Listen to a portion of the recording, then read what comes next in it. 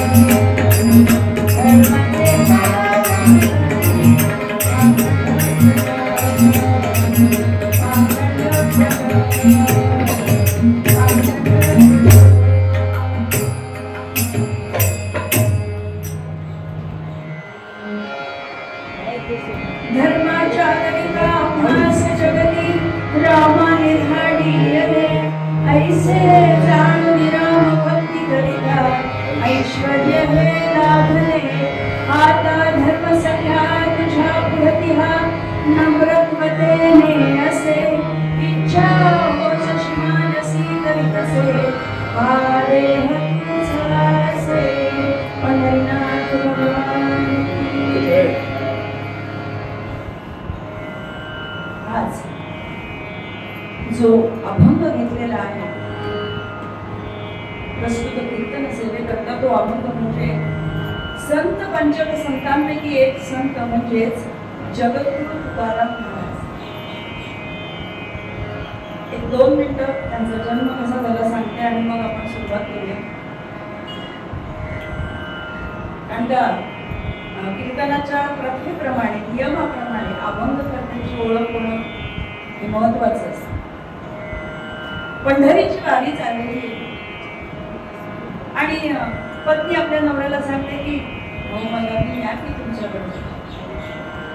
अगं बाई बघतेस ना आता सगळं पावसाळा वगैरे आहे, शेती भाती आहे, पाहुणं रावणं घरामध्ये आहेत. आता मग त्यांना सगळ्यांना तुझ्यावरती टाकून मी बिनधास्त जातोय की नाही वारीला. बघू आता नको भरच्या वर्षाला बघ मागच्या सालला बघ ठीक आहे. परत तुझा वसा परत तेच हो असं 1 नाही 2 नाही तब्बल 14 वर्ष भरल्या वर्षी परत गेली निघून.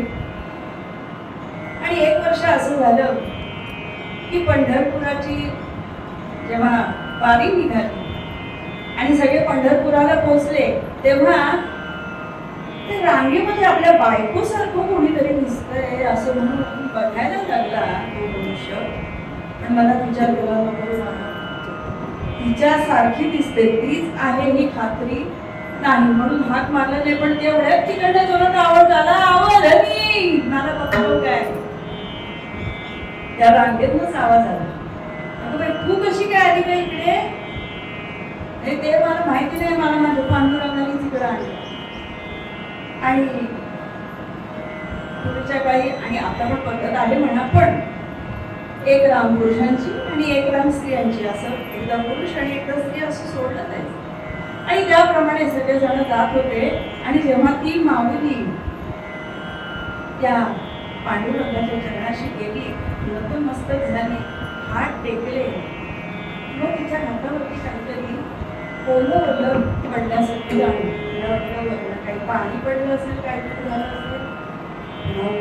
राहून बघते तर साक्षात पांडुरंग रडतंय की डोळ्यात पाणी येतंय आणि विचारते काय रे बाबा तू पुरुषासारखं पुरुष न रडतस कशा पायी.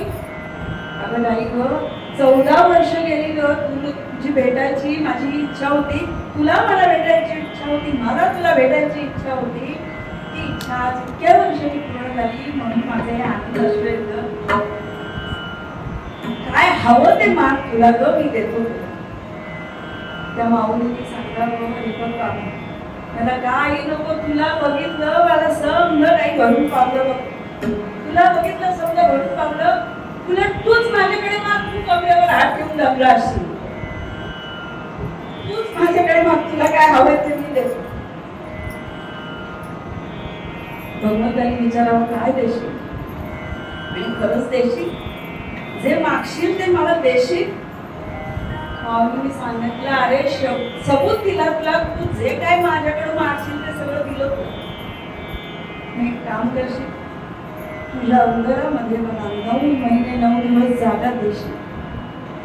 आई विचारलं बघा भगवंतानी तुझ्या उदरामध्ये 9 महिने 9 दिवस जागा देशील का. माऊलीने सांगितलं दिली. आणि तुकोबारायांचा जन्म झालेला गोलोबा आणि कंकाई मातेच्या असे जगद्गुरु तुकाराम महाराज त्यांचा हा अभंग आजच्या निरूपणासाठी घेतलेला आहे. काय सांगतायत ते आपल्याला? धर्माचे पालन करणे पाखंड खंडन हेची आम्हा करणे काम बीज वाढवावे नाम तीक्ष्ण उत्तरे हाती घेऊन बाण फिरे नाही भीड भाड तुका म्हणे साथ. दोन चरणांचा अभंग आहे पण अतिशय काय सोपं आणि सरळ अर्थ याच्यामध्ये दिलेलं आहे. काय सांगतायत? धर्माचे पालन करणे पाखंड मुळातच धर्माचे पालन करणे पाखंड खंडन म्हणताना धर्म म्हणजे काय हे आधी पहिलं जाणून घेणं जास्त महत्त्वाचं आहे मंडळी. कारण का आजकाल सगळ्या लोकांची धर्माची व्याख्या आपल्याला सगळ्यांना माहिती आहे का? धर्माची व्याख्या काय? कोणी म्हणतं ही आपूची कोळी आहे, तर काही लोकांचं म्हणणं असतं की हा हिंदू, हा मुस्लिम, हा सिख, हा इसाई म्हणजे धर्म नाही. हा धर्म नाही. धर्म म्हणजे त्याची साधी सोपी व्याख्या अशी आहे की माणसानं माणसासारखं वागणं म्हणजे धर्म. आणि तेच आता दुरावस्था झालेलं आहे शेवटी. आपण सगळीकडे बघतोय धर्माच्या नावाखाली काय सोंग ढोंग चाललंय असं तो आपला विषय नाही. पण धर्माचं पालन करणं पाखंड खंडन म्हणजे नक्की काय? तर माणसानं माणसाशी माणसासारखं वागणं म्हणजे नक्की काय? तर एका सुभाषितांनी एके ठिकाणी सांगितलंय, धर्मो एव हतो हन्ति धर्मो रक्षति रक्षितः तस्मात् धर्मो न हन्तव्यो मानो धर्मो हतो बली. गोपाल कृष्ण भगवान की जय. धर्मो एव हतो हन्ति धर्मो रक्षति रक्षितः म्हणजे काय? तुम्ही धर्माचं रक्षण केलं, धर्माने वागलात तर तुमचं धर्म रक्षण करणार आहे. पण तस्मात् धर्मो न हन्तव्यो मानो धर्मो हतो बली. तुम्ही जर का धर्माने वागला नाहीत, अधर्माने वागला तर तोच धर्म तुम्हाला पायदळीत उडवल्याशिवाय राहणार नाही. म्हणून काय केलं पाहिजे? तुकाराम महाराजांनी सांगितलंय की धर्माचे पालन करणे पाखंड खंडन हेची आम्हा करणे काम बीज वाढवावे. अहो आता मला सांगा की धर्माचं पालन करणं म्हणजे नक्की काय? नक्की काय? बरेच जण म्हणतात की काय आपण जन्माला आलोय, आपला जो धर्म आहे त्या धर्मानुसार वागणं म्हणजे धर्म पाळणं नाही. धर्म म्हणजे काय ते एके ठिकाणी दास महाराजांनी काय सांगितलंय? विहित कर्माचे आचरण भगवन नामे पुरश्चरण काया वाचा मन सकल समर्पण ईश्वर चरणी सार्थकता. विहित कर्माचं आचरण भगवन नामे पुरश्चरण. आता विहित कर्म म्हणजे काय? तर हा नरदेह मिळालेला आहे, भगवंताने आपल्याला जन्माला घातलेला आहे मनुष्य म्हणून.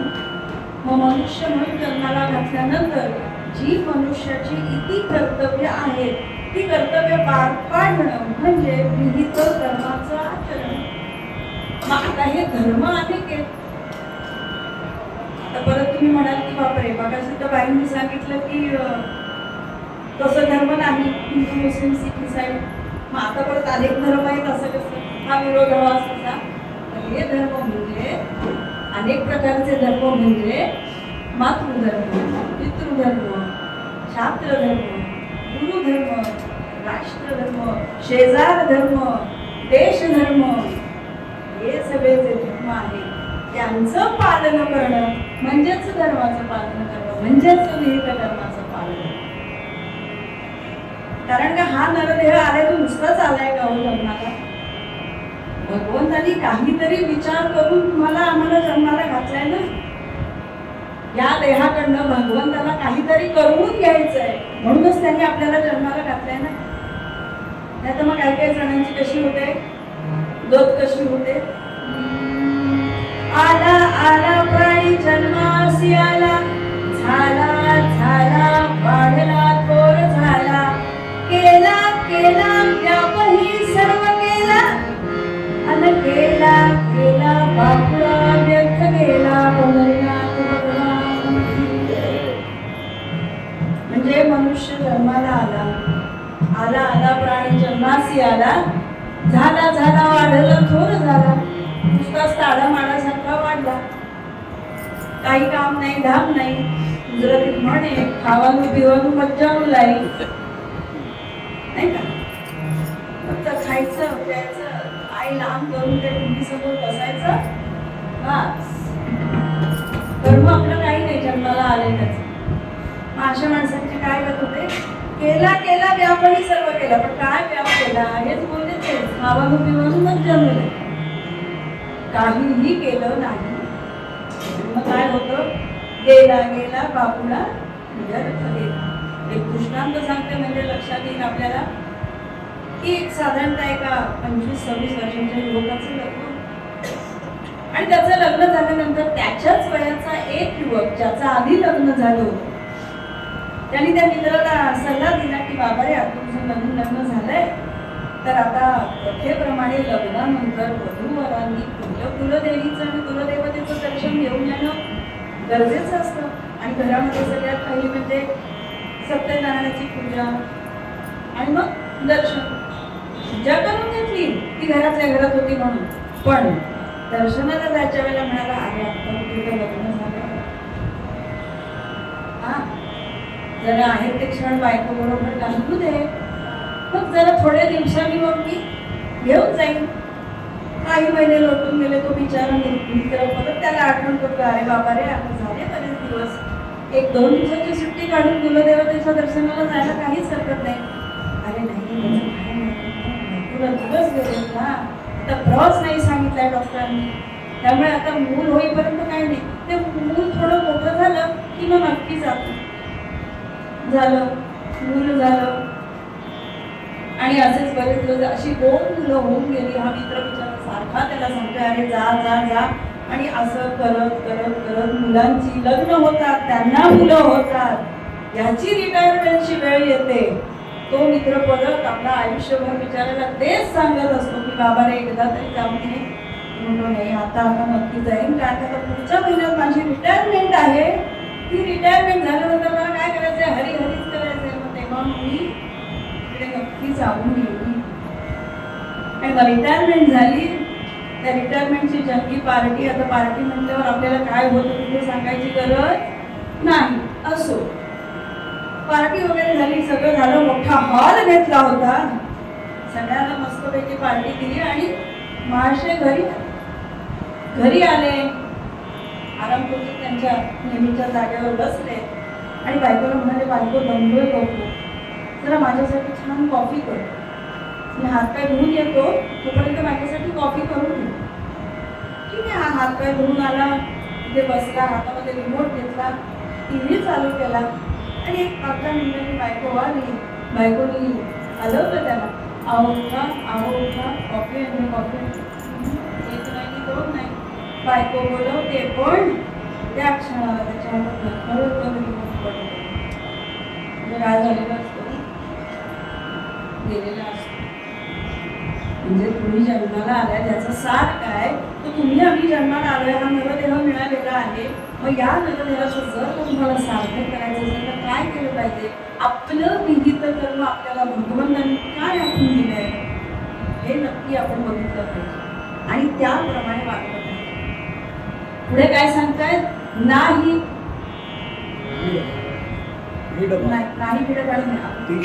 तीक्ष्ण उत्तरे हाती घेऊन बाण, तीक्ष्ण उत्तरे हाती घेऊन बाण. आता ह्याच्यामध्ये काय माहिती का, एक महाभारतातला तुम्हाला प्रसंग सांगतो म्हणजे तुमच्या लक्षात. आपल्याला सगळ्यांना माहिती, कर्ण आणि अर्जुन समोरासमोर उभे युद्ध करायला, आणि युद्ध करत असताना अचानक कर्णाच्या रथाचे चाक जमिनीमध्ये रुतला, आणि जमिनीमध्ये रुतल्यानंतर तो रथातनं खाली उतरतो, आणि तो खाली उतरतोय म्हटल्यावर आपलं गांडीव तो खाली ठेवतो. आणि हे बघितल्यानंतर अर्जुनाने जी बाणाची सिद्धता केलेली असते ते अर्जुन थांबवतो. आणि हे बघितल्यानंतर भगवंत म्हणतात, अरे अर्जुना, तू प्रत्युंच्या ओढणी होतीस ना, मग बाण का नाही सोडलास? तुम्ही सांगताय, अहो तुम्हीच तर सांगितलं ना की निशस्त्रावरती शस्त्र उभारायचं नाही, तेच मी केलं. निशस्त्रावरती शस्त्र उभारायचं नाही हे तुम्हीच सांगितलंय, मग आता तेच करायला सांगताय तुम्ही. परत. हे धर्माला धरून नाहीये, अधर्मानं वागणं आहे हे तुम्हीच सांगता आणि आता तुम्हीच तेच मला परत सांगताय की बाण पानं सोडा. हरकत करणं निशस्त्र आहे, त्याच्यावरती शस्त्र सोडणं मला योग्य वाटत नाही. कुठल्या व्यक्तीबद्दल बोलतोय अर्जुन? कुठल्या व्यक्तीबद्दल बोलतोय? जो व्यक्ती, जी व्यक्ती आयुष्यभर अधर्मानेच वागली. आठवतो का ज्या वेळेला भरमय सभेमध्ये द्रौपदीचा अपमान केला होता? हाच होता नको. यांनी पण द्रौपदीसाठी अपशब्द वापरलेच होते. त्यावेळेला कुठे गेला होता त्याचा धर्म? ज्या वेळेला युद्धामध्ये तुम्हाला सगळ्यांना अधर्माने यांनी हरवलं होतं, आठवत आहे ना? आणि त्यावेळेला कुठे गेला होता याचा धर्म? ज्या वेळेला तुझ्या पुत्राला म्हणजे अभिमन्यूला पूर्ण चक्रव्यूहामध्ये अडकवून तिथे अधर्माने मारलं, त्यावेळेला तो धर्माने मारला होता का? मग त्यावेळेला तो धर्माने मारला नव्हता म्हणजे त्याला मृत्यू सुद्धा धर्माने येणार नाही. त्याला मृत्यू हा अधर्मानेच आला पाहिजे. तुकाराम महाराज म्हणतात ना, नाठाळचे हाती मारून काठी. त्यामुळे तो अधर्माने वागलाय, त्याला मरण हे अधर्मानेच आलं पाहिजे. आणि हे सगळं सांगितल्यानंतर त्याच्या डोळ्यासमोर सगळ्या गोष्टी एक एक करून तळायला लागल्या आणि त्याने त्या क्षणाला प्रत्युंच्या ओढली आणि त्याची स्थिरता तिकडनं कर्णाने बघितली आणि कर्णाने तिकडनंच त्याला जाब विचारला, अरे अर्जुना, भ्याडासारखा काय करतोयस? तू बघतोयस ना मी निशस्त्र आहे, मग माझ्यावरती तू आता शस्त्र करतोयस? हे धर्माला धरून आहे का तुझं वागणं? हे अधर्माने तू वागतोयस. भगवंत बहुतेक याच वाक्याची त्याच्या वाट पाहत असावे. भगवंत त्याला म्हणाले, अरे आता तुला आठवतो का रे राधसुता धर्म? त्यावेळेला तुझा कुठे धर्म केला होता जेव्हा भरमय सभेमध्ये द्रौपदीचा तू अपमान केला होतास? अरे त्यावेळेला कुठे गेला होता धर्म तुझा सूतपुत्रा? ज्या वेळेला तू अभिमन्यूला चक्रव्यूहामध्ये मारलं होतस. आणि त्यावेळेला कुठे गेला होता तुझा धर्म? ज्या वेळेला तू युद्धामध्ये या सगळ्यांना अधर्माने हरवलं होतस. आणि हे भगवंतांनी सांगितल्यानंतर कर्णाला पण आपण काय काय दुष्कृत्य केलेली आहेत ती आठवली. डोळे दोन क्षण त्याने बंद केले. त्याला लक्षात आलं की आता आपला मृत्यू जवळ आलेला आहे. आणि भगवंतांनी लगेचच अर्जुनाला सांगितलं, अर्जुना सोड तो बाण. आणि त्या क्षणाला बाण म्हणजे मृत्यूंच्या ओढलेली आणि बाण सोडलेला आणि सण सण सण सण करत तो बाण गेलेला. तो शरगर धरवरसा, तो शरगर धरवरसा, रविसा भविसा स्वरारी सायकसा.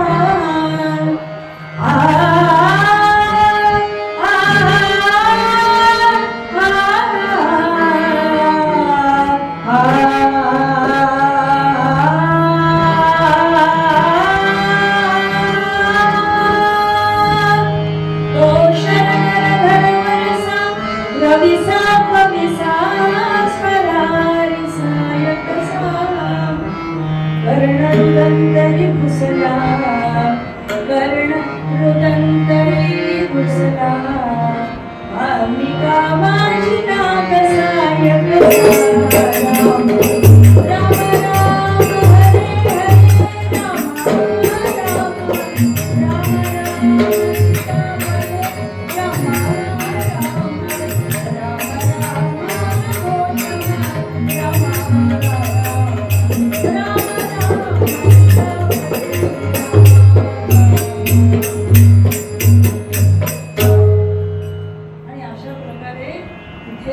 अधर्मामुळे, अधर्माने वागल्यामुळे कर्णाचा सुद्धा मृत्यू हा अधर्मानेच झालेला आहे.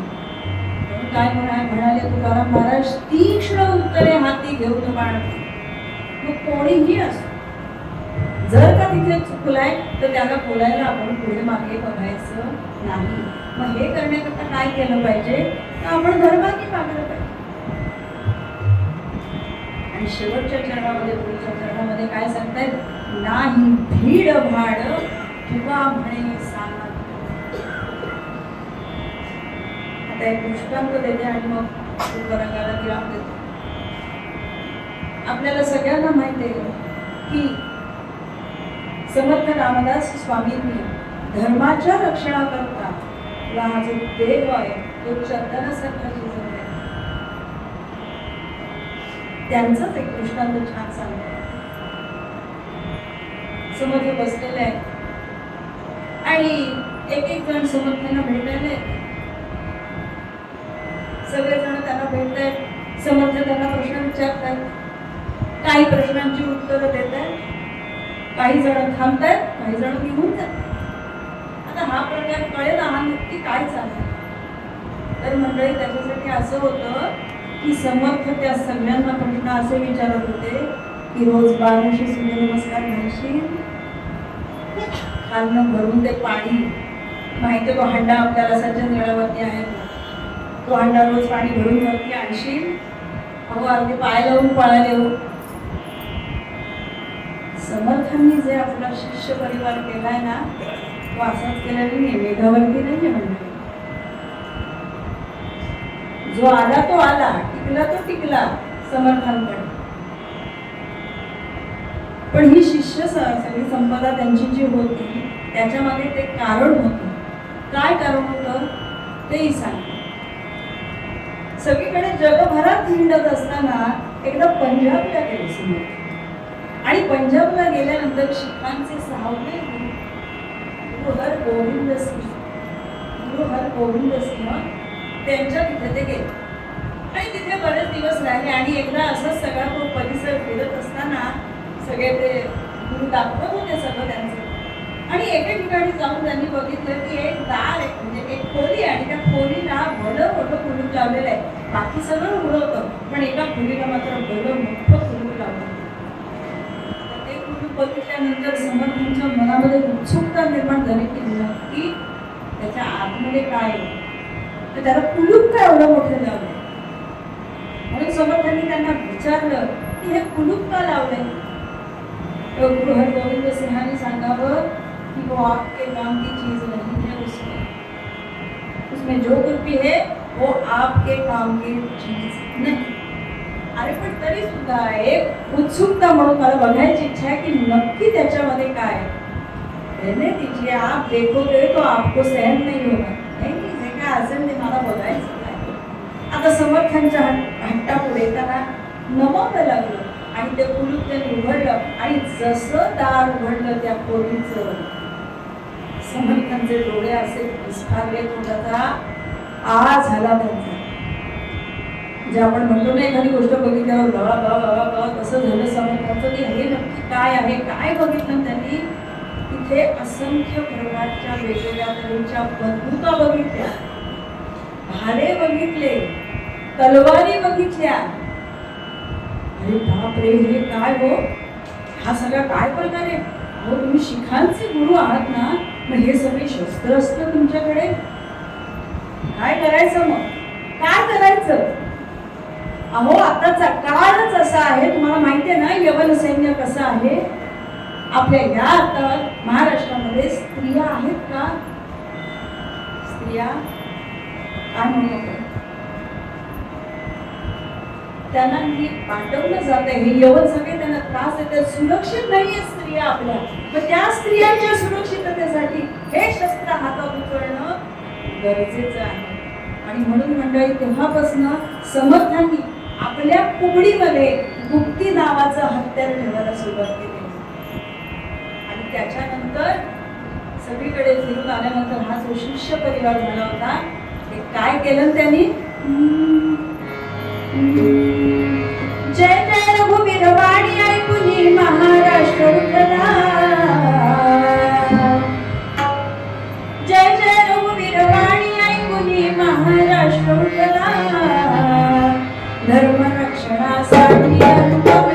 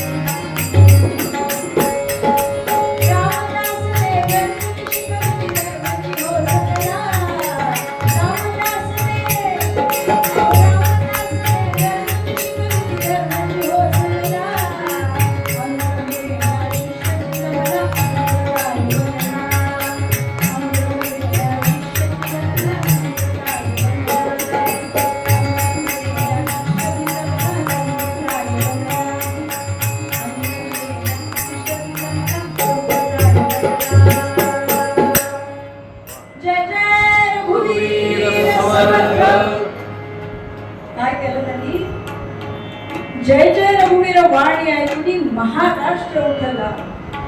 म्हणजे त्यांच्यामुळे महाराष्ट्रामध्ये सगळीकडे त्यांनी दरावून सोडलं. पण हे सगळं करत असताना काही ठिकाणी त्यांनी बघितलं की सगळेजण एवढं आपण सगळं काही करतोय, शिष्य परिवार वगैरे जमवलाय, पण तरी सुद्धा जसं पाहिजे तसा प्रतिसाद हा मिळत नाही. त्यामुळे मनामध्ये समर्थांच्या विरक्ती निर्माण झाली आणि त्यांनी मनामध्ये निर्णय काय घेतला की एवढं मी सगळं समाजासाठी करतोय, आपल्या धर्माच्या रक्षणासाठी करतोय, आपली संस्कृती जपण्यासाठी करतोय, पण समोरून जर का काही योग्य तसा प्रतिसाद येत नसेल तर काय करावं, हा देह तरी कशाला माझं ठेवावा. म्हणून मनामध्ये त्यांनी विचार केला की मंदाकिनी डोहामध्ये आपण स्वतःला समर्पित करायचं. आणि त्याच क्षणात मंदाकिनी डोहाच्या टोकावर उभे राहिले आणि स्वतःचा देह त्या डोहामध्ये झोपून दिलेला.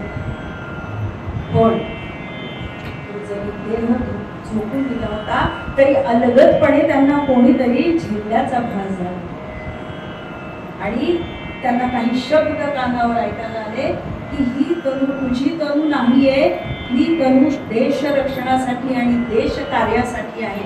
त्यामुळे या देहाचे काय म्हणून धिंडवले काढण्याचा अधिकार किंवा त्याची वाट लावण्याचा अधिकार, त्या देह संपवण्याचा अधिकार तुला नाही. आणि जेव्हा डोळे उघडून बघतात तेव्हा ते सुरक्षित एका जागी उभे असतात. त्यांना लक्षात येतं की साक्षात रामरायांनीच आपल्याला ते झेललेलं आहे. पण हे कशासाठी झालं आणि कशामुळे झालं? केवळ आणि केवळ धर्माच्या रक्षणाकरता त्यांनी तो देह झिजवलेला. देहे त्यागिता कीर्ती मागे उरावी, मना सज्जना हे चित्ती याद राहावी. मना चंदनाचे परित्वाजी जावे, परी अंतरी सज्जना मी होवा. ते गेले असते तरी सुद्धा अजूनही त्यांची कीर्ती तिन्ही लोकांमध्ये आहे. म्हणूनच तुकाराम महाराज काय सांगताय, नाही भीड भाड तुका म्हणे साना थोर. कुठल्याही प्रकारची भीड भाड म्हणजे मनामध्ये भीती धरायची नाही. तुका म्हणे साना थोर म्हणजे काय, लहान असो मोठा असो कोणीही असो कुठल्याही प्रकारची मनामध्ये भीती बाळगायची नाही.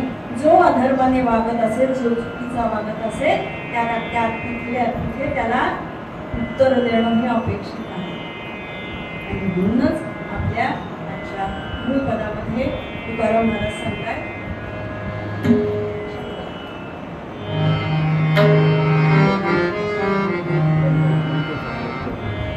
धर्माचे पालन करणे पाखंड खंड, धर्माचे पालन करणे पाखंड खंड, धर्माचे पालन करणे पाखंड खंड.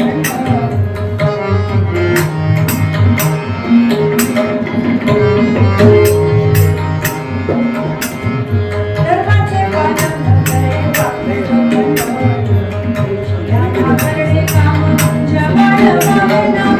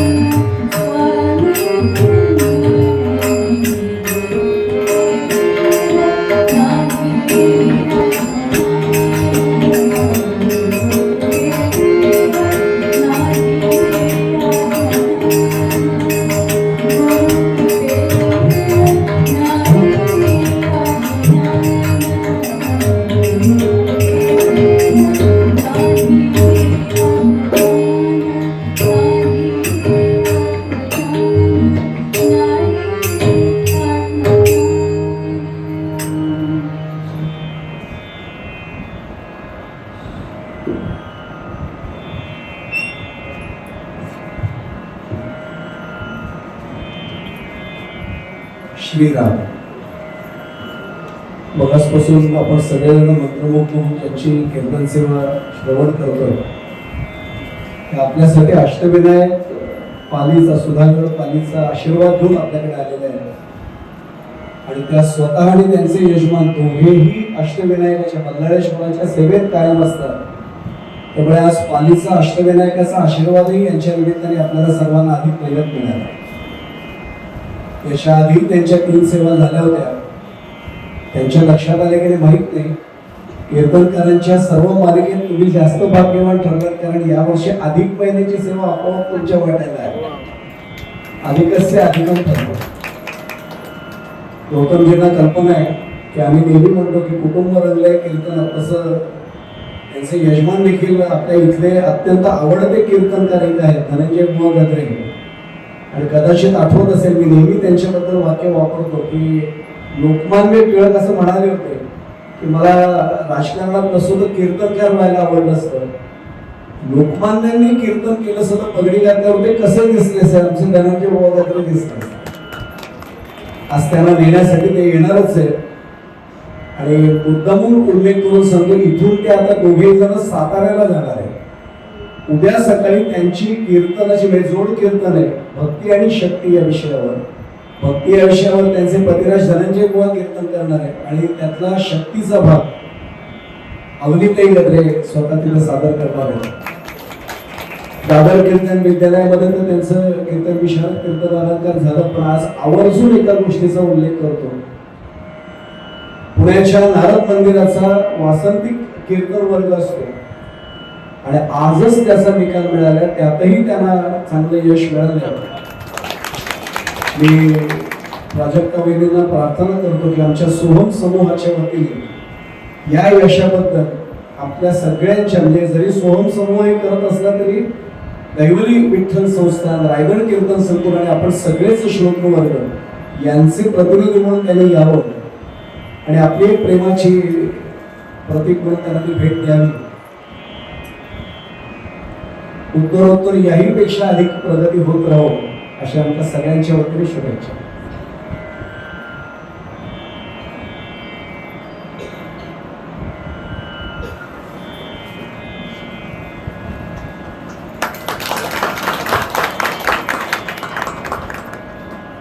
पुढील महिन्यातली 5 जुलैची सेवा अलिबागचे कीर्तनकार महेश्वर बुवा देशमुख यांची होणार आहे. मी अवनीताईंना विनंती करतो की उत्तरांगाला त्यांनी प्रारंभ करावा. धन्यवाद.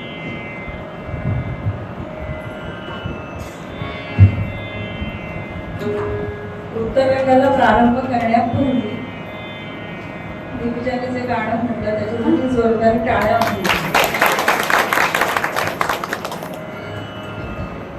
कारण का असं म्हटलं जातं की कलाकाराला जर का उत्तम दान मिळाली तर काय म्हणतो पण त्याला स्फुरण चांगलं चढतं. पण एक गंमत सांगताय, टाळीच्या मागची छोटीशी कथा आहे, पटकन सांगते आणि मग आपण सुरुवात करूया. टाळी वाजवण्याचं महत्व काय ते आधी सांगते आणि त्याच्या मागची कथा मग सांगते. की असं म्हटलं जातं, जी टाळी जन्म मृत्यू ते टाळी, जी टाळी जन्म मृत्यू ते टाळी, आणि जो न वाजवी टाळी त्या ते यम कवटाळी. त्यामुळे टाळी वाजवायची का नाही वाजवायची आता तुम्ही ठरवायचंय. आणि त्याच्याबरोबर अजून एक सूचना, जर का आख्यानामध्ये माझं एखादं पद आवडलं, गाणं आवडलं तरी टाळी वाजवण्याशिवाय हरकत नाही. असं त्या टाळीमागची एक छोटीशी कथा सांगते की आपल्याला भक्त प्रल्हाद सगळ्यांना माहिती आहे की कायम भगवत भक्तीमध्ये, नारायणाच्या भक्तीमध्ये मुखात सतत नारायण नारायण नारायण असायचं. आणि आपल्या मित्रमंडळींना घेऊन पेटी तबला सगळं घेऊन तो बसायचा. पण एक दिवस हिरण्यकश्यपूला राग येतो आणि सगळी साधनं त्याची ती संगीताची असतात ते फोडून टाकतो, राग येतो म्हणून. आणि मग त्या तबल्याच्या आणि संवादिनीच्या तालावरती जो भगवंताचा गजर चालू असतो तो गजर बंद होईल की काय असं सगळ्या मित्रांना वाटायला लागतं. पण त्याच क्षणाला प्रल्हाद हात वर करतो आणि 2 हात जोडून अशी टाळी वाजतो, सुरुवात करतो. तेव्हा तिथे ते टाळी असं नाव पडलेलं आहे. त्यामुळे ही टाळी मगाशी मी सांगितली जन्म मृत्यू ते टाळी, ती टाळी वाजवायचे. पण ती टाळी वाजवण्याची पद्धतही सांगते. हे जर का कोणी डॉक्टर असतील तर माझ्या मताशी नक्की सहमत असतील की टाळी आपण जनरली कशी वाजवतो, अशी नाही वाजवायची. टाळी वाजवायची पद्धत अशी आहे की असं वाजवायचं. सगळे ॲक्युप्रेशर, रक्तप्रवाह जाण्याकरता. त्यामुळे गजर करताना 2 मिनिटं भगवंताचं नामस्मरण करायचंय, पण ते नामस्मरण करत असताना, भजन करत असताना मुखानं नाम आणि मी दाखवलं त्याप्रमाणे हाताने टाळी सगळ्यांनी वाजवायची आहे आणि आवाज मोठ्याने येऊ दे.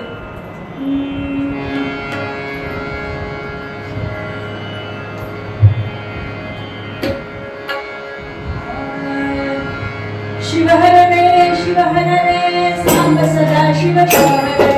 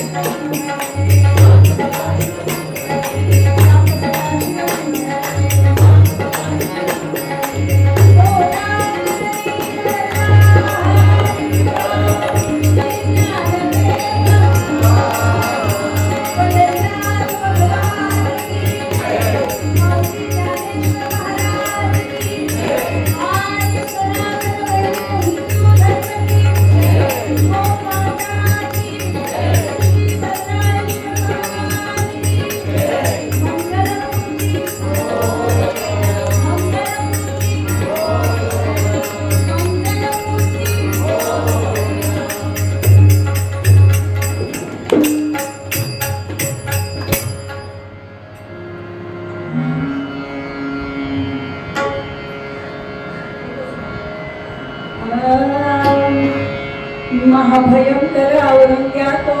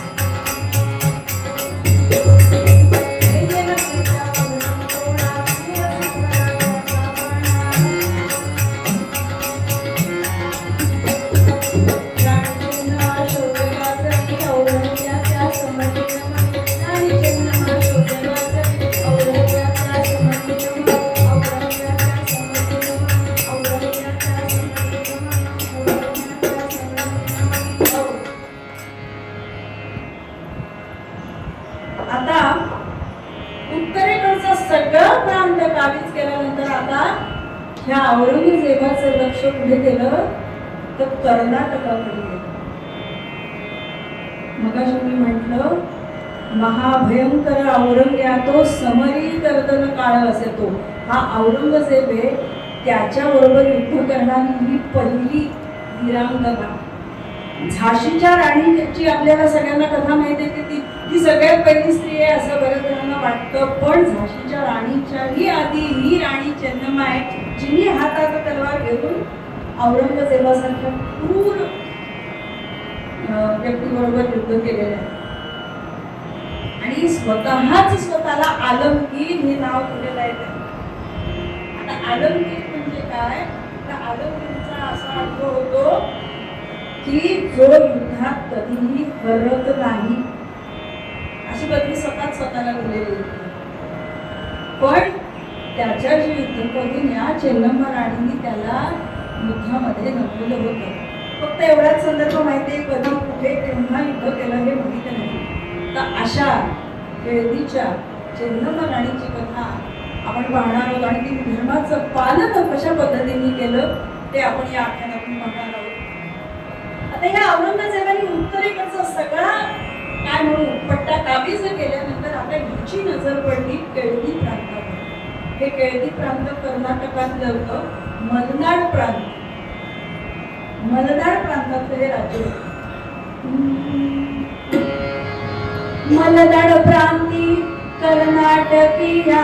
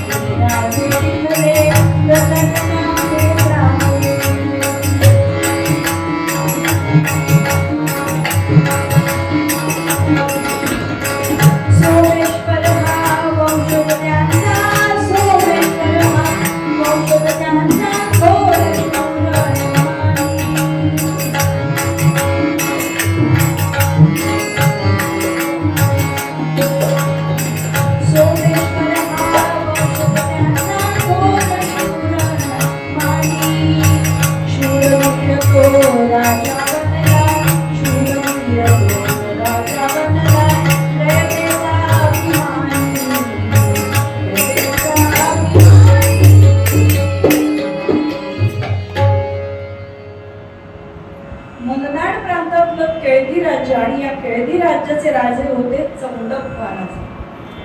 आणि या चौंडप्पा राजांचा जो वंशज होता तो होता सोमेश्वर. आणि हा सोमेश्वर कसा होता तर शूरवीर तो राजा बनला प्रजाजनांचा रयतेचा अभिमान.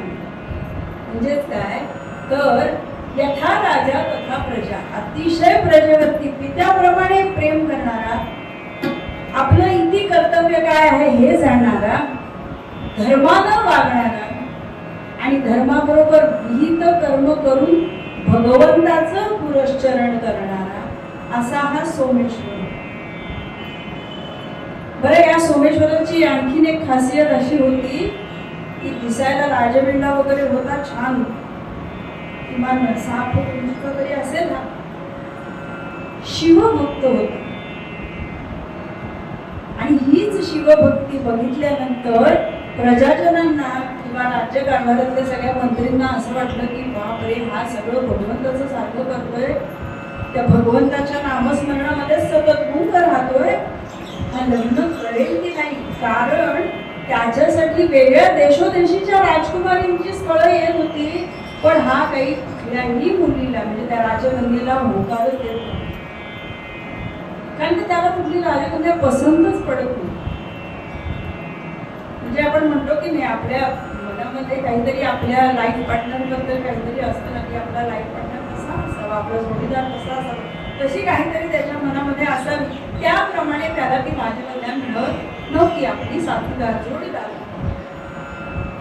आणि असेच दिवसामागून दिवस जात होते आणि एक दिवस काय झालं, तिथेच त्याच केळदी राज्यामध्ये त्यांचं रामेश्वराचं मंदिर होतं.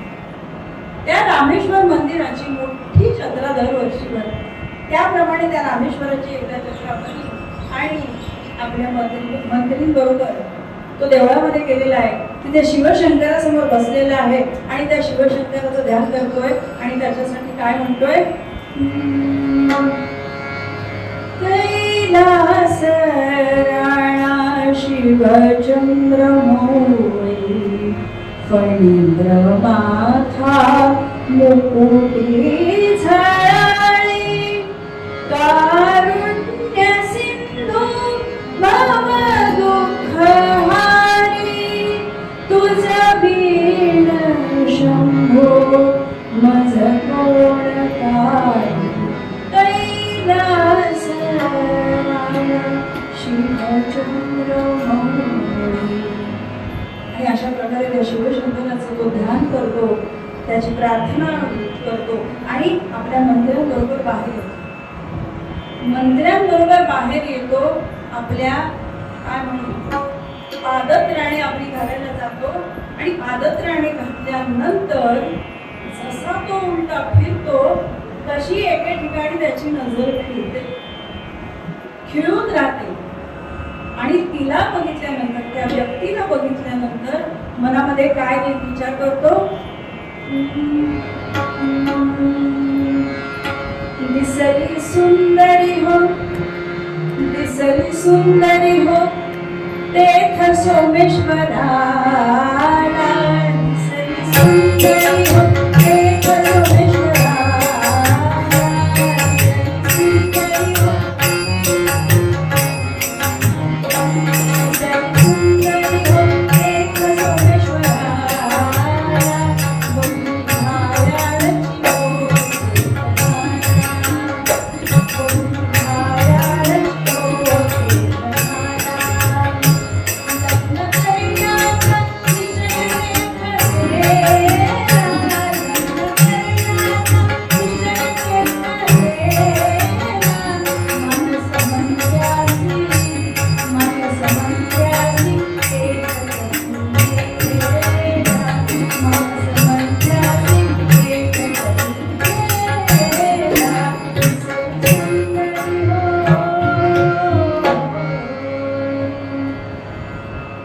आता त्या सुंदर मुलीला बघितलं, त्या तरुणीला बघितलं आणि तिच्यावरच त्याची नजर खिळून राहिली आणि मानस मंत्र्यासी तेथ कधी येला, आपल्या मनातली इच्छा मंत्र्याला सांगितली, म्हणाला लग्न करीन तर हिच्याशीच करीन, नाही तर विवाहित राहील. मंत्री म्हणतात, आतापर्यंत इतक्या देशोदेशीच्या राजकन्या तुम्हाला दाखवल्या, तिला सोडून ही कुठली व्यक्तींची कुठेतरी जत्रेत दिसलेली मुलगी, तिचं आपल्याला घराणं माहिती नाही, कुळ माहिती नाही, खानदान माहिती नाही, अशा कुठल्याही व्यक्तींची मुलीच्या तुम्ही प्रेमात पडतात आणि तुम्ही लग्न करायचं म्हणता. लग्न कोणाला करायचंय? मला करायचंय का तुला करायचंय? संसार कोणाला करायचंय? मला करायचंय का तुला करायचंय?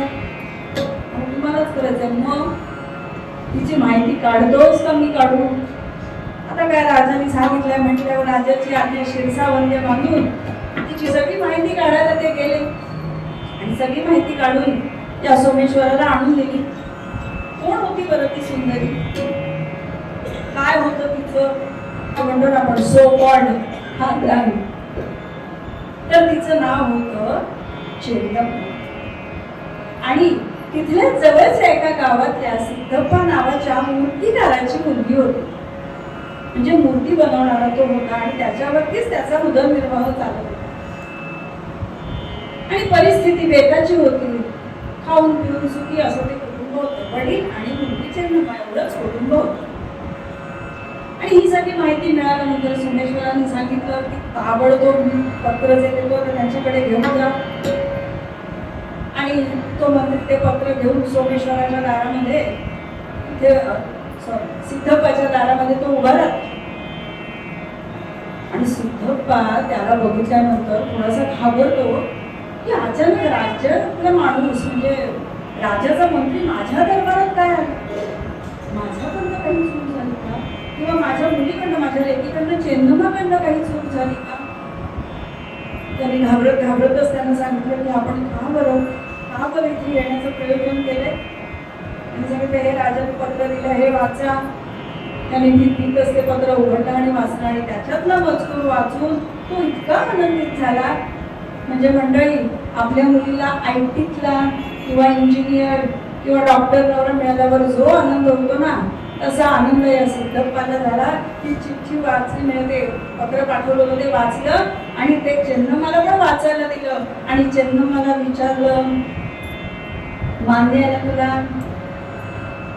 आता बघा, पूर्वीचा काळ आणि आत्ताचा काळ तफावत बघा. मान्य आहे का तुला? पूर्वीच्या काळची होकाराची काय पद्धत होती? फक्त खाली उभी करायची आणि उजव्या पायाच्या अंगठ्याने असं खरवडल्यासारखं करायचं, म्हणजे हा होकार होता मुलीचा. पण आता असो विषय बोलण्यासारखा नाही. आणि तिचा तो मूक होकार वडिलांनाही कळला आणि इकडे पूर्णपणे सगळी लग्नाची जय्यत तयारी सुरू झाली आणि सगळ्या सोहळ्यांना सुरुवात झाली. सोहळ्यांना का म्हणते मी, कारण का पूर्वीच्या काळी होते लोक 16 दिवस लग्न चालायचे म्हणून त्याला सोहळा असं म्हटलेलं आहे. पण आताची लग्न कशी, सकाळी धामधूम. आता ही सकाळची धामधूम कशी असते, जोरात काहीतरी आपलं ते कर्ण कर्कश आवाजामध्ये अंगविक्षेप करून नाचायचं. ही सकाळची धामधूम मध्ये नवऱ्याला कोणी खांद्यावर आणलंय, काय आणलंय, सगळे उद्योग चालू असतात. सकाळी धामधूम, दुपारी टामटूम. पण ही टामटूम कशी, हातात ताटली घ्यायची आणि शोधत बसायचं कुठे काय मिळतंय.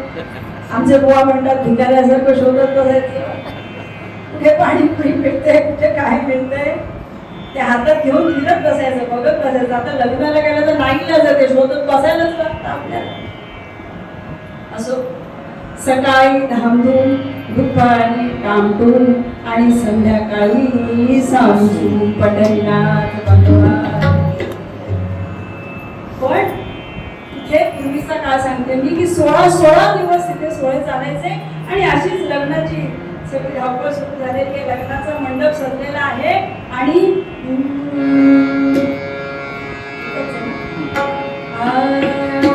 आता एकच ठेव. लग्नाचा तो मंडप सजला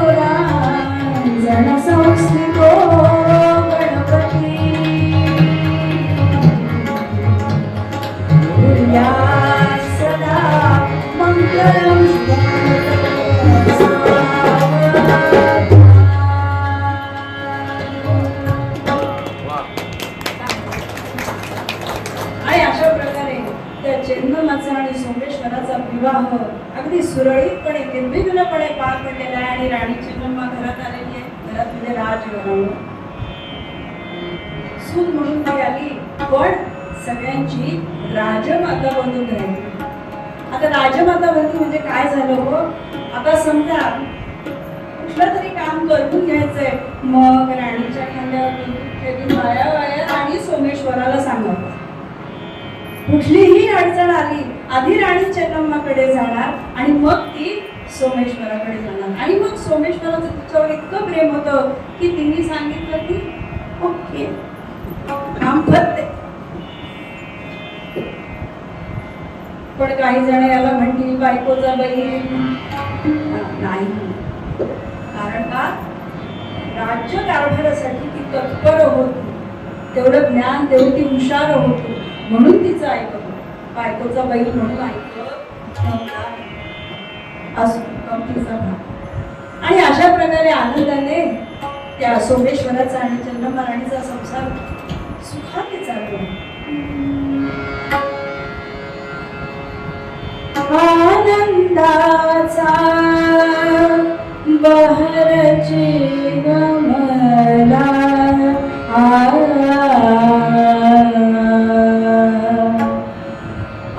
आनंदाचा बहरची गमला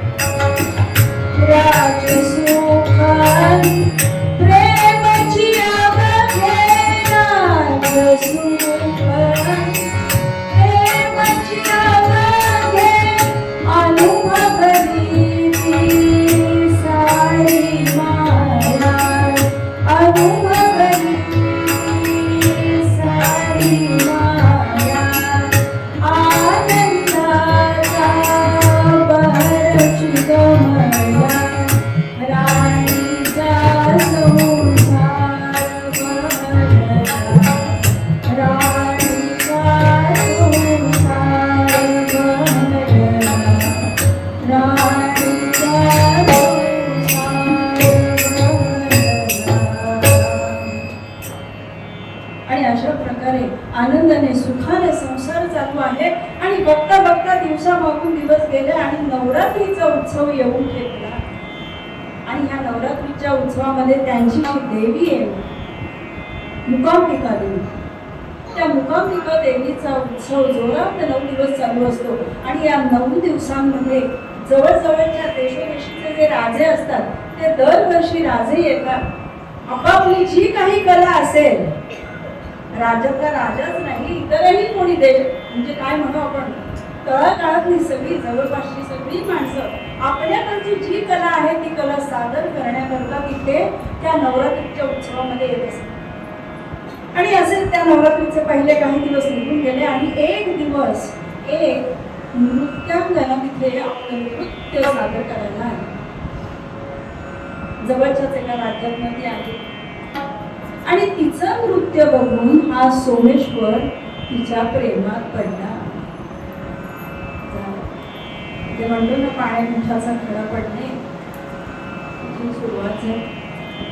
आणि तो तिच्या प्रेमात इतका पडला की तिच्यासाठी, तिच्या वडिलांसाठी, तिच्या आईसाठी वेगळ्या महालात सोय केली तिघांची. आणि हळूहळू हळूहळू आपला राज्यकारभार सोडून तिच्या जवळच जाऊन राहायला सुरुवात केली. बरं, आणि त्यात म्हणजे गंमत अशी की तिचे जे वडील होते भरमेश्वर, त्या नायकिणीचे, जामखिंडी नावाची, जवळपासचं गाव जामखिंडी, त्या जामखिंडी गावातली ही जी नायकिण होती, तिचे जे वडील होते ते जारण मारण जादूटोणा करणारे होते. आणि त्यांनी या सोमेश्वरावरती असा काही काय म्हणून अशी काही जादू केली, काळी जादू केली की हा सोमेश्वर चंद्रमाला सोडून ह्या नायकिणीजवळच राहू लागला. आणि हळूहळू हळूहळू सगळं राज्यकारभारातलं ह्याचं लक्ष नाहीसं व्हायला लागलं. आणि जो राजा त्या शिवशंकराच्या भक्तीमध्ये तल्लीन राहायचा आणि सगळा राज्यकारभार करायचा, म्हणजे असं म्हटलं जातं मंडळी की आपल्या शरीरात पित्त, नीट आहे का, शरीरात पित्त प्रपंचात वित्त, शरीरात पित्त, प्रपंचात वित्त आणि परमार्थामध्ये चित्त शाबूत असणं गरजेचं आहे. आणि त्या पद्धतीने तो सगळं काही सांभाळत होता. पण हे सगळं सोडून, शिवाची भक्ती सोडून, परमार्थ सोडून, प्रबंध सोडून त्या नायकिणीच्या मागे तो जाणार. बरं, जो शिवाचा भक्त तो त्याची भक्ती सोडून भलतच भक्ती त्याची सुरू झाली. कुठली? मदिरा प्राशनाची. त्यांनी त्याच्यावरती इतका काही प्रभाव त्याच्यावरती टाकला होता की मदिरेशिवाय एक क्षणही या सोमेश्वराचा जायचा नाही. आणि शरीर हळूहळू शरीर ह्याचं खंगत गेलं. राणी मनामध्ये विचार करते की राजांनी हे काय करून घेतली आपली अवस्था. पण आधी ती मनामध्ये विचार करत होती की या नायकिणीकडे जावं कसं. पण मनात नंतर तिने निश्चय केला की जाऊ दे, आपलाच नवरा आहे, आपल्यासाठी, आपल्या नवऱ्यासाठी, आपल्या देशासाठी, आपल्या राज्यासाठी त्या नायकिणीचा उंबरठा ओलांडायला लागला तरी मला चालेल. म्हणून तिने धीर करून तो उंबरठा ओलांडला, नायकिणीकडे आली आणि राजाला बघितलं. मात्र रडायला सुरुवात केली. राजाची अवस्था बघून ना हाड दिसत होतं राजाचं. मदिरा प्राशन म्हणजे वृत्त झाला होता, तो वृत्त झाला होता. आणि त्या नायकिणीच्या नगाने तर फार शरीर सगळं खंडवून घेतलं होतं त्या मदिरा प्राशनाने. आणि राजाला बघितलं आणि राजाला म्हणाले, अहो राजे, काय हालत करून घेतली तुम्ही तुमची. चला तुम्ही माझ्याबरोबर चला, मी आपले राजवैद्य बोलवते. हो, राजवैद्य बोलवते. राजवैद्य तुमच्यावर योग्य ते उपचार करते. तुम्ही परत पूर्वीसारखे ठणठणीत बरे व्हाल. पण चला राज्याकडे चला, सगळं पळून जाऊ राज्यात. आणि एवढं सगळं बोलतो तो भीमेश्वर तिथे आला आणि म्हणतो की काही गरज नाहीये, मी तुम्हाला आमच्यापासून लाभ करायला बघते, हिला पहिला हाकलून द्या. आणि कोणीतरी तिकडे होता, त्याच्याकडून तिला धक्के देऊन त्या महाराष्ट्र बाहेर काढला. राणी अतिशय खिन्न मनाने राज्य आपल्या दालनात परत आली. मनामध्ये विचार करते की आता काय करायचं, म्हणून नाहीला जो. आणि हे सगळं होत असताना अचानक विजापूरच्या सुलतानाचं पत्र आलं आणि त्यांनी आपल्या दूत पाठवला, जन्मोपंत नावाचा. हा जन्मोपंत नावाचा दूत होता. त्याच्याजवळ काय पत्र पाठवलं बरं? चेन्नम्मा रानी, अभी तो हम आपको देख रहे हैं और आप सबका राज्य का हम मुआयना कर रहे हैं. आपके पति आपके साथ रह नहीं रहे. आप ऐसा करो, आप हमारे साथ आओ. उनको जाने दो, वो उसके पास गए ना, जाने दो. वैसे भी मदिरा पी के क्या होने वाला है, वो एक दिन ऊपर ही जाने वाला है. मैं रानी बना के रखूंगा, मेरे पास आ जाओ. आणि हे पत्र बघितलं मात्र राणी चिडली आणि म्हणाली, यवनाकडे जाण्यापेक्षा मी माझा प्राण देईन. पण आता ती वेळ कुठल्याही प्रकारे, कारण का जर का तिने शांततेत तिथे काम केलं नसतं, आपलं कर्तव्य काय हे तिने जाणलं नसतं ना, तर त्या क्षणाला नको ती गोष्ट झाली असती. त्या विजापूरच्या सुलतानांनी हल्ला केला असता आणि युद्ध करायला लागलं असतं आणि काहीतरी विपरीत झालं असतं. म्हणून तिने सांगितलं, मी तर येणार नाही, पण मी तह करायला तयार आहे. आणि मग 3 लाख रुपये दिले आणि आपलं बेळगी राज्य त्या विजापूरच्या सुलतानाच्या नावाने नाही राजा असतं, राणीला तह करावा लागला. राणी जेव्हा ते सगळं सोडून जात होती तेव्हा तिथली सगळी जनता होती ती रडायला लागली. ती म्हणाली, राणी, आम्ही तुम्हाला सोडून इथे कुठेही राहणार नाही म्हणाली. आपल्या राज्याची हा धूळधाण करेल तेव्हा कोणीतरी इथे बघण्यासाठी हवं नाही. जोपर्यंत तुम्ही स्त्रीकडे होतात तोपर्यंत आम्ही तुमच्याबरोबर होतो. आता तुम्ही नाही, आम्ही तुमच्याबरोबर राहणार नाही. पण ह्याच दरम्यान हे सगळं होत असताना तिच्याच एक विश्वासू असलेला माणूस अय्यप्पा नावाचा, तो तिला या संकटातून सोडून पाय लावून पडून गेला. आता उद्या त्या विजापूरच्या सुलतानाने काही केलं तर काय करायचं, म्हणून मनामध्ये भीती निर्माण होते त्याच्या. आणि तो राणीला या संकट काळामध्ये सोडून निघून जातो. अय्यप्पा नावाचा तिचा विश्वासू असतो आणि तो सोडून गेल्यामुळे राणीला पण जास्त त्रास होतो. पण ही जनता ऐकायला तयार नसते, नाही आम्ही तुमच्याबरोबर येणार. आणि मग राणी सगळ्यांबरोबर तिथे निघून जाते. परत राणी निघून जाते. इकडे सगळं आता राज्य त्याच्या विजापूरच्या सुलतानाच्या ताब्यात आलंय म्हटल्यावर तो अगदी गुरबीत होता. काय म्हणू, अगदी एव्हरेस्ट शिखर गाठल्यासारख्या त्या आनंदामध्ये होता. सगळ्या राज्याची पाहणी केली. कशासाठी केली? का तर पैसे, अडका, सगळं काय म्हणू आपण, शस्त्र अस्त्र, दारू गोळा, पैसा काही पुढे मिळतो का हे बघण्याकरता सगळी पाहणी केली. पण त्याच्या हाताला काहीही लागलं नाही. थोडीशी चरफट झाली त्याची, पण म्हटलं जाऊ दे. राज्य आल्याचा आनंद मात्र त्यांनी साजरा केला. कसा साजरा केला? तर त्या नायकिणीला बोलावलं, तिचं नृत्य ठेवलं आणि ते करत असताना इकडे राणी चेतनांनी काय केलं?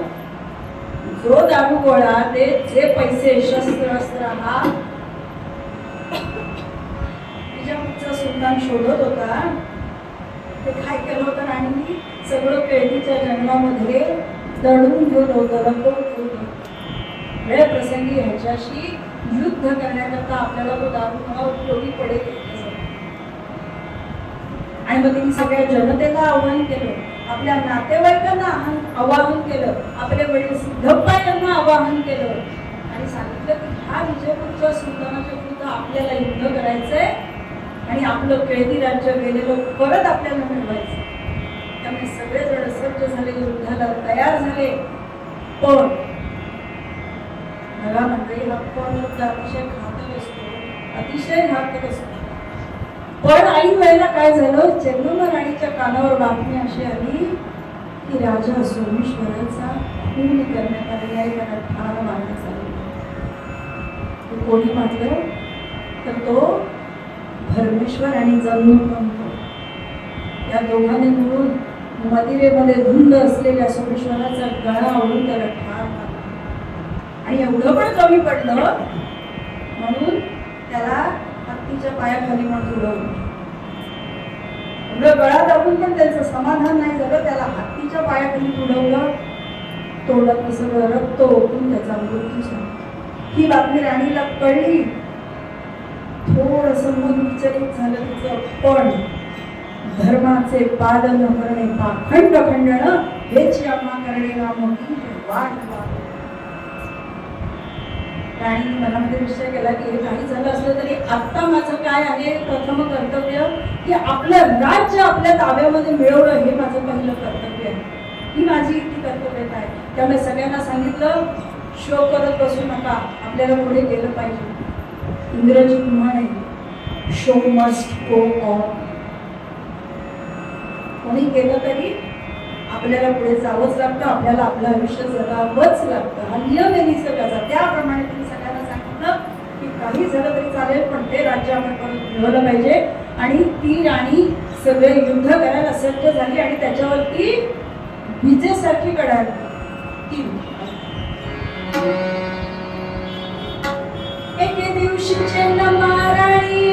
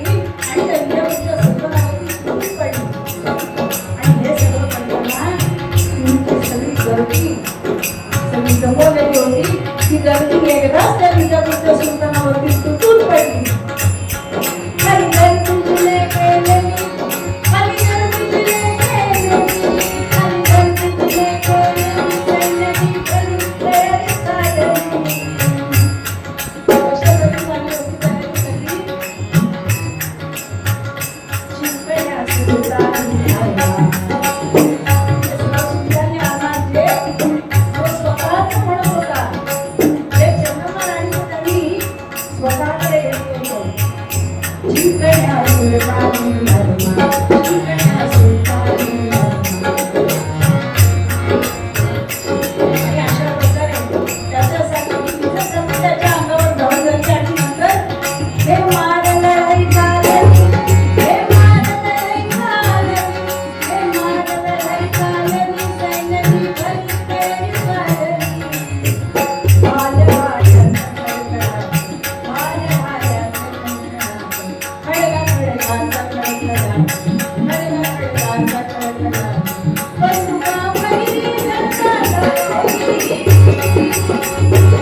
वा,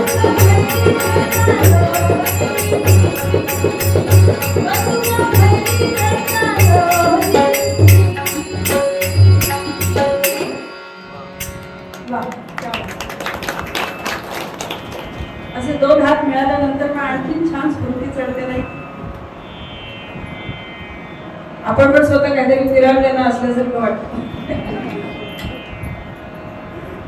आणि अशा प्रकारे ती त्या विजापूरच्या सुलतानावरती विजेसारखी कळा लिहो आणि युद्ध सुरू झालं आणि यवन करी दीन दीन उद्गार आणि पाय लावून जेव्हा दीन दीन म्हणलं म्हणजे संपलं यवनाचा पराभव.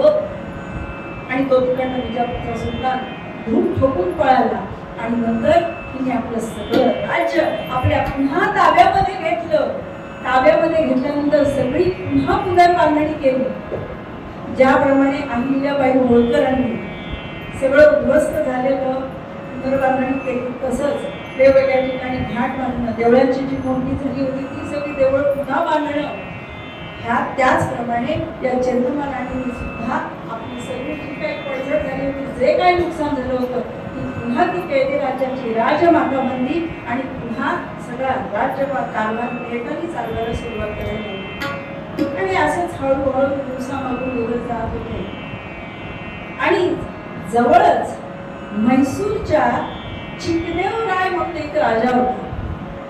त्या राजाने तिला पत्र पाठवलं. ह्या विजापूरच्या सुलतानांनी जसं पाठवलं होतं तसंच. फक्त फरक एवढा होता, त्यावेळेला राजा जिवंत होता, यावेळेला राजा नव्हता, विधवा होती. फक्त मजकूर थोडासा त्याच्यामध्ये बदलला होता. त्याच्यामध्ये काय सांगितलं होतं की भले आपण आता शत्रू असतो एकमेकांचे, पण जर का तू माझी झालीस आणि आपली दोन राज्य एकत्र आली तर आपण सगळ्या राज्यावरती म्हणजे सगळ्यांवरती आपण अधिराज्य गाजवू शकतो. तू माझी हो, फक्त हो म्हण, मी तुला सोन्याने मडवून काढेन. ते करणार असेल तर ठीक, नाही तर मी दुसरा पर्याय तुझ्यावरती चाल करून येते. पण त्यावेळेला सुद्धा राणी त्याच्यावरती तिला आधीच कुंकून लागली होती, तिच्या आधी म्हणजे खबरीकडनं की तो येणार आहे म्हणून. पण ती पण त्यावेळेला विजेसारखी उभी राहिली आणि त्याच्या विरोधात उभी राहिली आणि विजेसारखी कळाली. वीज कडाडली होती, वीज कडाडली होती, वीज कडाडली होती, सैन्याची हानी नाही होय.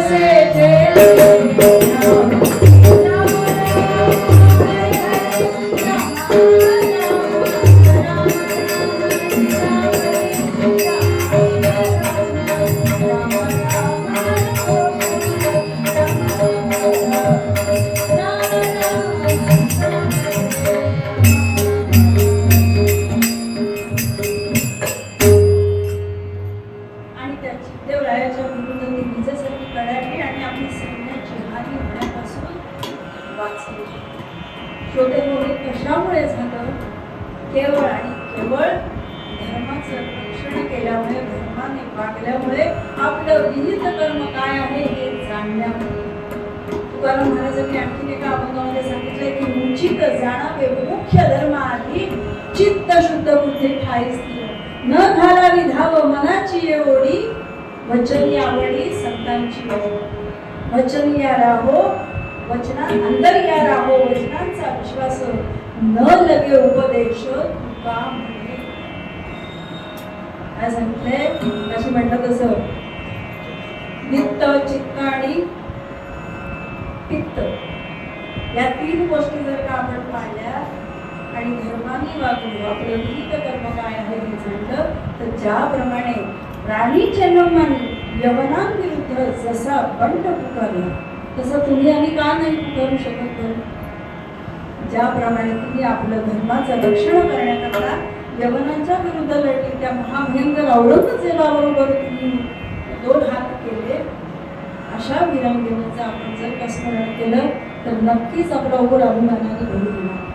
आणि ज्याप्रमाणे तिन्ही धर्माचं रक्षण केल्यामुळे तिच्या राज्याचं रक्षण झालं, तसंच तुम्ही आणि आम्ही धर्माने रक्षण करावं, धर्माने वागावं, ह्याच्यासाठीच आजच्या अमृत पदामध्ये जगद्गुरु तुकाराम महाराज आपल्याला सांगतायत, धर्माचे पालन करणे पाखंड खंड, धर्माचे पालन करणे पाखंड खंड, धर्माचे पालन करणे,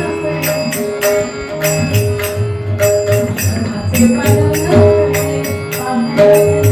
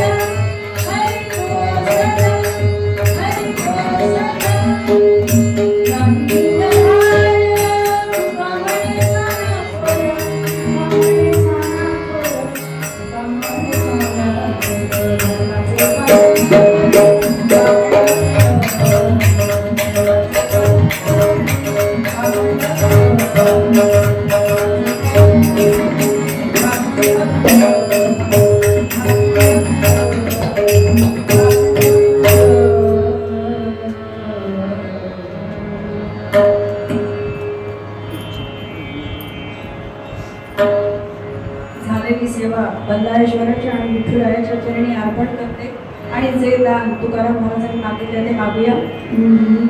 हेची दान दे का देवा तुझा